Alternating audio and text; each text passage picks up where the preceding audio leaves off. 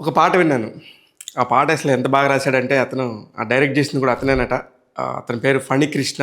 ఒక private album. నేను వినగానే నాకు చాలా బాగా అనిపించింది. అందులో ఉన్న నటీనటులు కూడా నాకు కొంచెం తెలియటంతోనే అతను చాలా క్వైట్‌గా, సైలెంట్‌గా ఉంటాడు. ఆ హీరో మానస్ నాగులపల్లి. చాలా వెబ్ సిరీస్‌ల్లో గానీ ఆటిల్లో నటిస్తున్నాడు.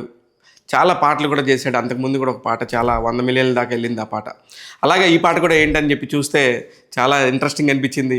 అందులోని కొన్ని లిరిక్స్ చెప్తాను. సైకిల్ ఎక్కిపోదమే ఆదిలాబాదు, బైక్ ఎక్కిపోదమే నిజామాబాదు, బస్ ఎక్కిపోదమే హైదరాబాదు, కార్ ఎక్కిపోదమే శంషాబాదు, అక్కడి నుంచి ఫ్లైట్ ఎక్కిపోదమే దుబాయి దేశం, ఫ్లైట్ ఎక్కిపోదమే దుబాయి దేశం అనే పాట ట్రెండింగ్లో ఉండింది.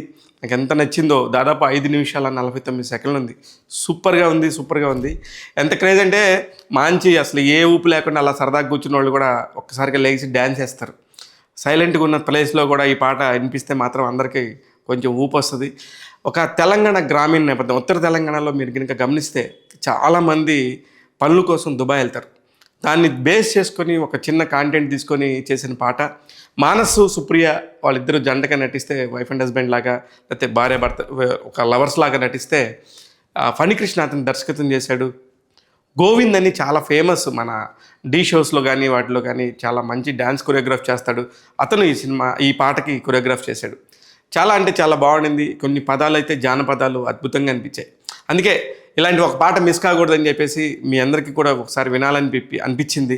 మీకోసం తీసుకొస్తే బాగుంటుందేమో అనిపించింది. ఆ పాట అలా పక్కకి వెళ్ళిపోకుండా మీ దగ్గరికి రావాలి, మీ చెవుల్లో వినపడాలి, మీరు కూడా చూసి డ్యాన్స్ చేయాలి అనిపించింది. అందుకే టాక్ తెలుగు మీకు ఇట్లాంటి అనేక విషయాలను ఎప్పటికప్పుడు మీ ముందుకు తీసుకొస్తూ ఉంటుంది. చూస్తూనే ఉండండి. నేను మీ శివ మల్లాల.